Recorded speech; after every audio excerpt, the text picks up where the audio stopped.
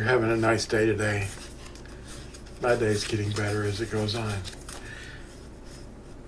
In the last video, and several of my other videos, I discussed the words that we use that are improper, uninspired. They're just made up over the centuries, like Jesus, or any other foreign language word that we attribute to, we normally accept as being inspired, but it's not. In fact, like for example, Jesus is less than 500 years old, and it's gone through changes since then, even within that span.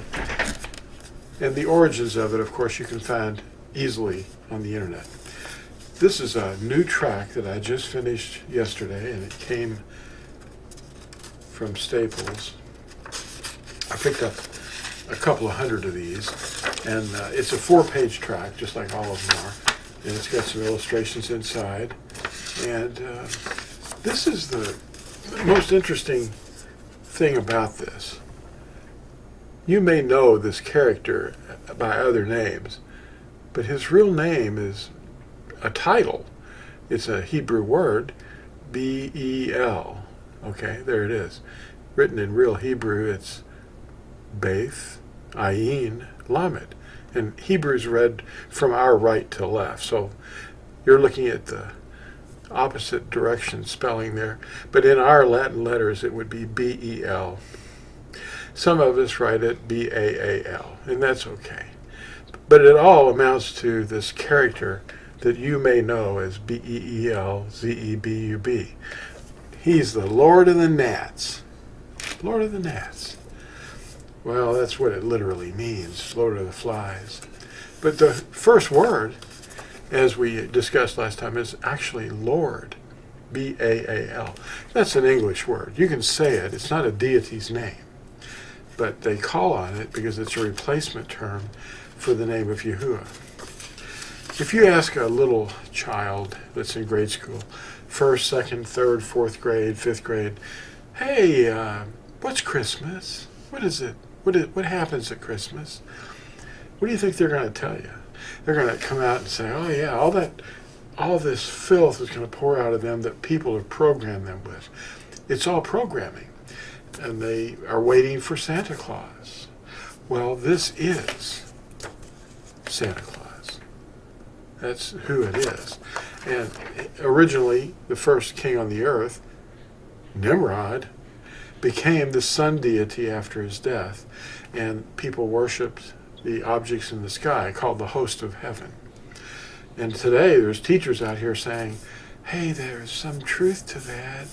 Those constellations are actually an ancient program or illustration of the redemption plan. It's some kind of wheel, and it shows the pattern of redemption. No, it doesn't. Don't fall for it. Yahuah already warned us about that.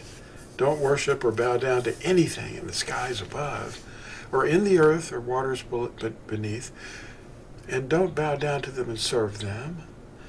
Astrology, come on. You know, there's a lot of people out there that are easily deceived. They fall for anything that can make sense to them. Just because something makes sense doesn't mean it's true. And they can keep repeating it all they want. What was the last thing called? The scroll? The heavenly scroll. Okay. The heavenly scroll. Where's that at in Scripture? It's not there. Now, if you ask a little child that's in grade school, and what's that Christmas tree? What is that? And they'll say, I don't know. What are those ornaments? And what's that tinsel? What's the tree itself? Well, it's actually the same thing as a pillar. It's an object that they drag out of the forests, as they did in the book of Jeremiah chapter 10. They drag a tree out of the forest, they cut it down, they drag it into the house and decorate it with silver and gold. And they bow down to it when they put their little gifts under it. Nothing's changed. They just reinvent it and re-explain it and revise it. You have to be very careful what you teach children, because if you mislead one of those little ones, and they pick up a habit or tradition that they carry into their children, it's not a generational curse, but it is a habit. It's a tradition that's handed down. And they do many things like that. Instead of teaching them the truth in the schools and in the steeples, those steeples over there that you go to learn in, or you have gone in to learn, those are BAA pillars, BAL pillars. That's this guy right here. That's why they never condemn him. They say, hey, you know, you've got to get right with the Lord. Oh, wait a minute. Who's that? You have to ask yourself that. Who is the Lord? Well, it's not who you think it is. Call him by his true name, because they replaced it, and they'd like to keep you asleep in the pews, listening to their lies. This is not going to be a popular video, I know, but it's something that's going to tell you the truth to wake you up. Make your research. Read the preface of your scripture, your translation. If you've got an NIV or a King James version, somewhere in there it's going to explain to you that they remove the name. And they give you a reason. They say, oh, it's too set apart. Well, it's used more than any other word by far. It's 3068, the Hebrew word H3068. Look it up. Look at it on the internet. Try to find it. It's easy to find. And this is the age of information, so there's no excuse to hide and remain ignorant. And that's all it really is ignorance.